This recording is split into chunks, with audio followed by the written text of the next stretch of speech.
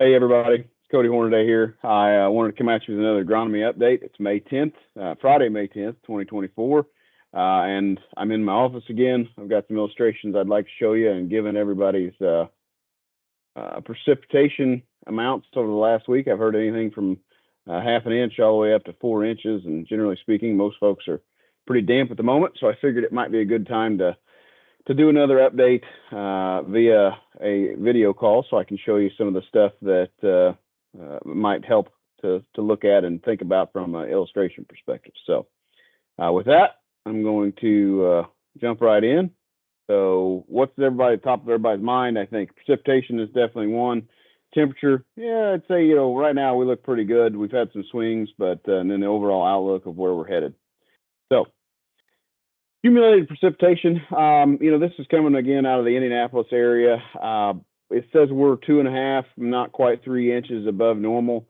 And arguably, I would say as you work south from Indianapolis and get down towards the Evansville area, my assumption is that gap would be even wider. So we're probably even more ahead of our normal precipitation totals as you work south from Indianapolis. So, moral of the story there is we're wet, and we have been for a little while now. We got a little bit of a window there a couple weeks ago, and that was a blessing. But since then, it's kind of been a little bit more hit and miss. GDUs, this is a big one. I'm going to touch on it real quickly here, and then I'm also going to discuss it a little bit more later in this presentation because it applies to a lot of things I want to talk about when I reference some of the agronomic issues we're looking at. So we are about 200 GDUs above normal right now, and that's pretty substantial. When you consider that normally we would only have, see on my mouse here, if you see, we'd only have 330, 340 normally GDUs accumulated at this point. We're upwards of 550 now, and that's almost a 60% increase over normal. So when you put it into perspective, utilizing a percentage, 60% is a very large increase. So we are well ahead on GDUs. 8 to 14 day precipitation outlook. So it looks to be, wet still. And that's what I'd say most of the weather apps I'm looking at are showing similar things. The good news is I think some of the percentages are, not a lot of them are 100. There's a lot of 60, 70%. So probably more of the spotty showers. And hopefully we can begin to miss more of the ones that have hit us. So hopefully we can dodge a few of those and maybe we can get a little bit more in the ground and even maybe get finished up. So anyway, temperature outlook. This looks a little bit different than it has just because, we talked about the GDU accumulation. We've been pretty warm for most of April and then the beginning of May. In fact, the last week or so, we've had highs in the 80s. And this morning, I think we were probably at 50 something and we had a high of 66. So a little bit of a shock to the system. Had to break out a sweatshirt again. So, but yeah, it looks like those temps are going to be near normal. So with that weather, I wanted to bring up planting progress so far. So this is for the state of Indiana. We're at 20% planted on the corn side, which is 4 percentage points behind the 5-year average. And we're actually also at 20% on the soybean side, which is 2 percentage points ahead of the 5-year average. So we've kind of done flip-flopping there. And actually, agronomically, I really like to see that. So a lot of the stuff that we've gotten in so far, I'm sure there are areas where stuff went in really well, but I know there's a lot of places where things were marginal, I think is a optimistic way to describe them. So if I'm planting in the marginal conditions, I would certainly prefer soybeans to be the crop of choice in that scenario. So I think you see that being reflected in the planting progress reports, as well as I would argue you see that continued shift of planting soybeans probably before or at least at the same time as corn, just given the yield benefits we can see from earlier planted soybeans. So you're starting to see that cultural shift even in some of the USDA reports coming out. So my thoughts moving forward. So current crop addition, we'll talk a little bit more about the current crop addition here in a second, but then, I don't think we're going to have big working windows, right? I mean, our forecast does not look attractive. So the only thing I've got to say there is, and it's something that you all are very much familiar with, but, have everything ready. That way, when it does become fit or fit enough at this point that, you're ready to roll, because it doesn't look as though Mother Nature is going to give us that nice big window here, at least in the next week or two. So additional GDUs is equal to earlier weed emergence. I'm going to hit on that here at the very end of this update because I think we're seeing some issues here that I really want to hit on and make sure that weed control is at the top of everybody's mind. And the last thing, don't get in a hurry. I know, we're starting to get a little nervous. It's May 10th. We probably don't have as much in the ground as we want. Forecasts aren't real attractive, but I still say, we can have some good corn being planted in the middle end of May. So no sense in getting in a hurry yet. I understand the concern and getting a little bit antsy. I do get it, but just don't get in a hurry. So current crop conditions. Thankfully, Mother Nature let us get a decent stretch in the ground there about a week and a half, 2 weeks ago. A lot of the south central, southern Indiana area got quite a bit in the ground there. And really, it looks exceptional.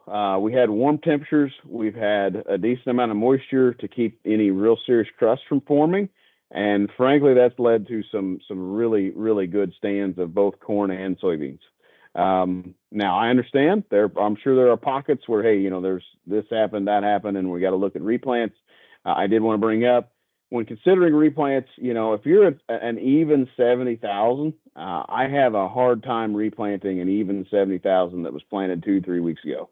Arguably, if you're 70's on the low side, right? I'd prefer to see something more like 80. But I have a pretty hard cutoff at 70,000, typically speaking. There might be scenarios where you could go lower, but I just don't trust that. So anyway, 70,000 is kind of my number for early planted beans. If you got less than that, you may need to spot in.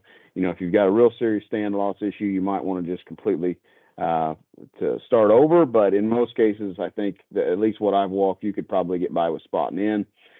Corn's going to vary a little bit more depending on how even it is. I've not walked very much of any corn that's going to need replanting. I think most of it looks really attractive. It's hard for me to give you a hard number because the range for corn can vary some. But in my mind, if I'm seeing anything more than about a 10 to 15% reduction in whatever your planting population was, I'm starting to consider replant. Of course, with corn, you always have to remember, and similar with soybeans, right? You're losing a lot of time by replanting. And corn, I am never a proponent of spotting in. I do want to clarify that. Soybeans, I'm all right with it. Corn, spotting in is I will almost never recommend that on the corn side.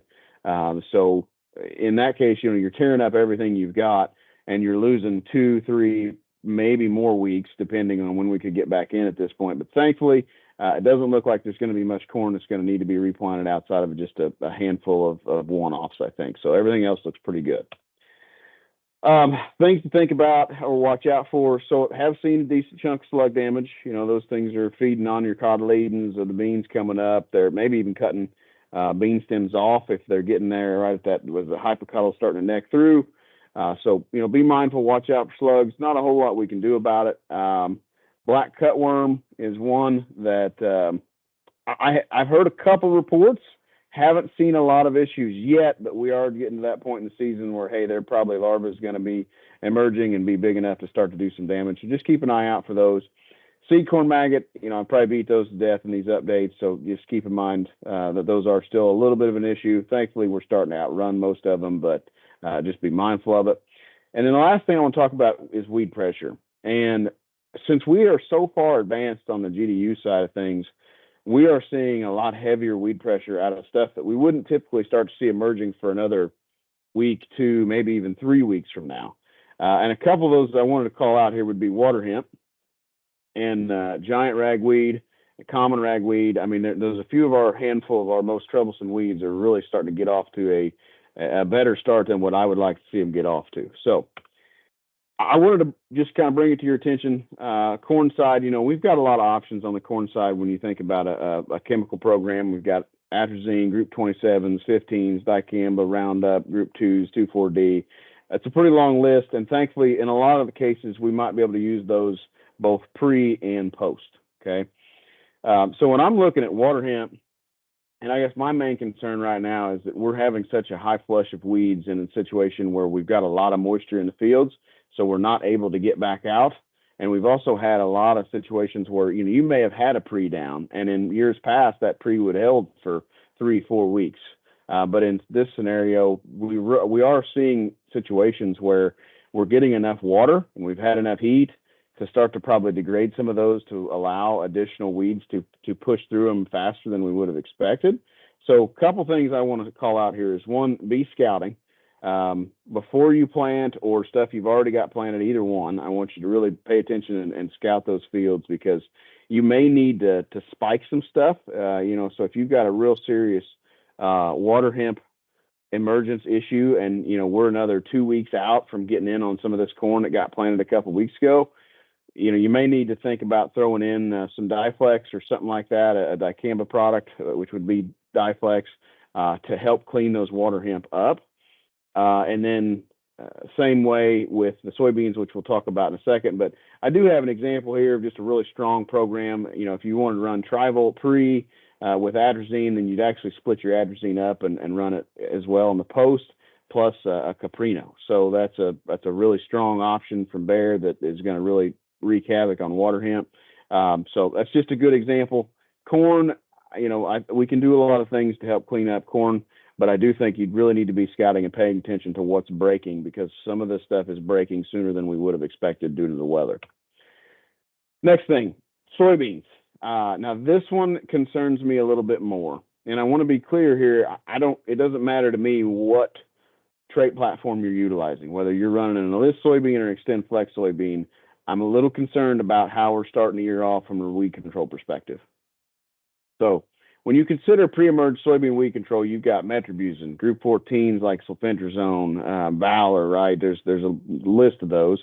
Then you've got your growth regulators like dicamba, 2,4-D, of course, Liberty, group 15s, and Roundup, right? You've got a nice list of products that you can do a good job laying a nice heavy dose of residuals down pre-emerge. Now, the reason I bring this up is because post-emerge, our options are much more limited. From a residual perspective, the only thing you can lay down post-emerge on the soybean side is basically a group 15. You could argue that, hey, dicamba, if you're going to use that, can give you a little bit of residual activity. And then you do have a limited number of group 14s you can use. So something like a Warrant Ultra, that is an option, albeit group 14s can be a little rough on the soybeans if you utilize them post-emergence. So my point here is that do your best to get some type of residual down other than a group 15 pre-emerge, because that's going to be key at holding these water hemp, some of these small seeded and even large seeded broadleaves back, right? So you think about giant ragweed, cockleburr, some of that stuff where your group 15s are definitely going to be stronger on some of the smaller seeded stuff, and depending on which group 15 you use, you can have some activity on larger seeded stuff as well. But when those beans come up, we don't have as many or nearly as many options to hold those or to keep those weeds from emerging, right? Those residual options become very limited. So I know, just given the fact that it's wet, beans are coming up pretty fast, we got warm temperatures, just do your best to get those on pre, and if you can't, certainly consider utilizing as many tools as you can to knock anything that's up down, and then lay a heavy dose of group 15 down to keep anything else from coming up long season.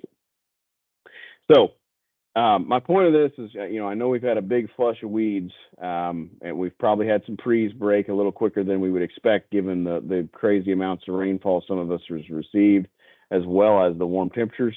So be mindful of weed control, as we're not off to a strong start. Mother Nature is throwing us some rough curveballs and change-ups already this season. So just keep that in mind. And if you want, if you got additional questions as you're scouting on weed control, whether it's corn, beans, either one, shoot me a message, talk to your seed pro. We'll do our best to get a solid plan in place for you moving forward. So that's it for today's update. If you have, excuse me, if you have any topic suggestions that you'd like for me to dive deeper into with these updates, please let your seed pro know so I can incorporate that into my videos. I want to make sure I'm covering topics that are good for you all, because that's who it's for. So please send any topic suggestions you've got to your seed pro, and I will try to incorporate them. But with that, hey, thank you very much for your time. If you got any questions, comments, anything like that, certainly reach out to your seed bro. But yes, thank you very much. Have a great day and be safe.